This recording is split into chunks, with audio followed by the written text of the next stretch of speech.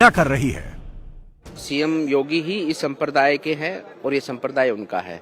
हम सब नाथ सिद्ध योगेश्वर हम सब इस संप्रदाय के, और संप्रदाय हमारा है नाथ संप्रदाय, और वो हमारे योगी महासभा के अध्यक्ष भी हैं और गोरक्ष पीठाधीश्वर हैं। वो नाथ संप्रदाय के योगी से, और हमें बहुत गर्व की अनुभूति भी होती है और हमें पूरे नाथ संप्रदाय के सिद्ध योगेश्वरों में एक सेवा का भाव भी उत्पन्न होता है। क्योंकि जिस प्रकार से आप कालखंड में जाएंगे तो एक समय पर जब अशोका का राज था देश में, राजा अशोक का, उस समय पर भी काफी हानि हुई थी हमारे सनातन धर्म को। उस कालखंड में महायोगी गोरक्षनाथ जी ने अपने शिष्य के रूप में राजा भर्तृहरि को चुना था। भर्तृहरि उनके शिष्य बने और भर्तृहरि जी के बाद में भर्तृहरि जी के जो छोटे भाई थे विक्रमादित्य, उनको राज तिलक कर गुरु गोरक्षनाथ जी ने उनको राजगद्दी पर बैठाया था। और आज जब हम भारत को सोने की चिड़िया कहते हैं, वो वही कालखंड था।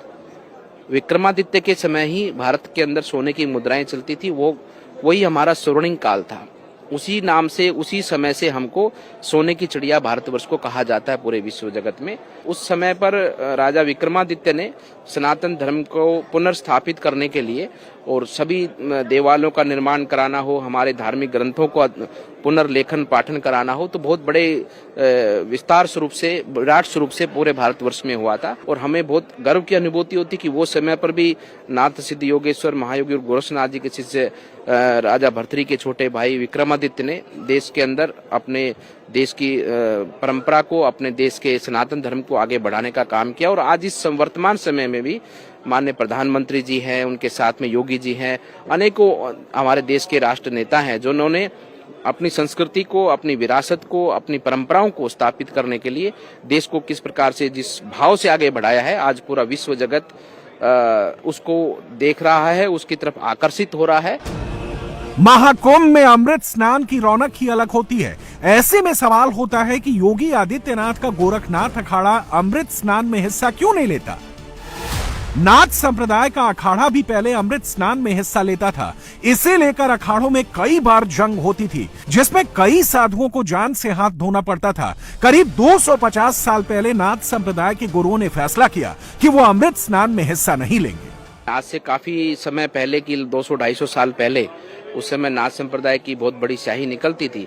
और लेकिन किसी नाथ संप्रदाय ने सदैव सभी संप्रदाय, धर्म और साथ में समाज को जोड़ने का काम किया है। और महायोगी गोरक्षनाथ जी ने तो विशेष रूप से देश के अंदर उस समय कालखंड के अंदर जो भी छोटे बड़े की रीति रिवाज थी उनसे दूर हटकर समाज को एकत्र सूत्र में बांधने का काम किया। आज भी हमारे अखाड़े में हर जाति धर्म को मानने वाला व्यक्ति यहाँ पर सन्यासी है। तो उसी भाव से पूर्व काल के अंदर शाही यात्रा को हमने त्याग कर और जनमानस के साथ मिलकर, सभी संतों के साथ मिलकर पवित्र स्नानों में अपना भाग लेते हैं। अब सवाल उठता है कि 13 अखाड़ों के साधु संतों से नाथ संप्रदाय के सन्यासी या कहें योगी कैसे अलग हैं। नाथ संप्रदाय के योगी कानों में कुंडल धारण करते हैं, जनेऊ पहनते हैं, उनके एक हाथ में कमंडल और दूसरे हाथ में चिमटा होता है। वो बिना सिले हुए कपड़े धारण करते हैं, 8 पहर शिव भक्ति में लीन रहते हैं। नाथ संप्रदाय के अनुयायी भगवान शिव की परम भक्ति करते हैं, ये हठ योगी करते हैं और इनके बारे में ये कहा जाता है कि ये शिव की उपासना में ही लीन रहते हैं। इनकी विचारधारा सात्विक होती है, साथ ही साथ वेशभूषा भी योगी के समान होता है। ये भगवे रंग के वस्त्र धारण करते हैं। नाथ संप्रदाय में योगी बनने की डगर बहुत मुश्किल है। 12 साल की कठिन तपस्या करनी पड़ती है। उसके बाद नाथ संप्रदाय में योगी की दीक्षा दी जाती है। दीक्षा देने का कार्यक्रम 40 दिन चलता है। नाथ संप्रदाय के साधक 8 पहर गुरु गोरखनाथ के नाम का जप करते हैं।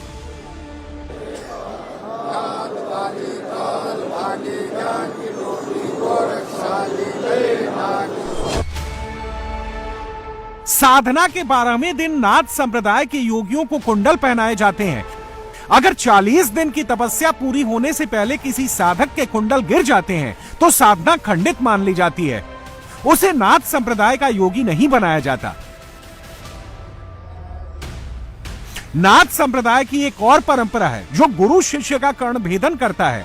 वो 40 दिन की तपस्या के दौरान अपने शिष्य को रोज नमस्कार करता है। मान्यता है कि इस दौरान शिष्य में गुरु गोरखनाथ की छवि होती है। आप में से कोई ग्रस्त समाज में से कोई जिसको वैराग्य की भावना उत्पन्न होती है तो हमारे में आते हैं आप समाज से ही निकलकर लोग, और कुछ समय उनको रहना पड़ता है, वो सेवा करनी पड़ती स्थान की। और जब गुरुजनों को ये लगता है कि ये इसकी भावना आंतरिक मन से भावना है एक संन्यास धारण करने की, तब जाकर उस व्यक्ति को, आने वाले व्यक्ति को गुरु अपने नाम देता है और उनको एक तरह से उस समय पर उनको वस्त्र देता है। फिर उसके बाद कुछ समय और देखा जाता है, फिर उसके बाद में उसके हमारे जैसे जो कानों में कुंडल होते हैं, इसको हम चीरा बोलते हैं, कन्नर छेदन किया जाता है। फिर उसको जाकर पूर्ण योगी के रूप में उसको एक तरह से संन्यास धारण किया जाता है, कराया जाता है।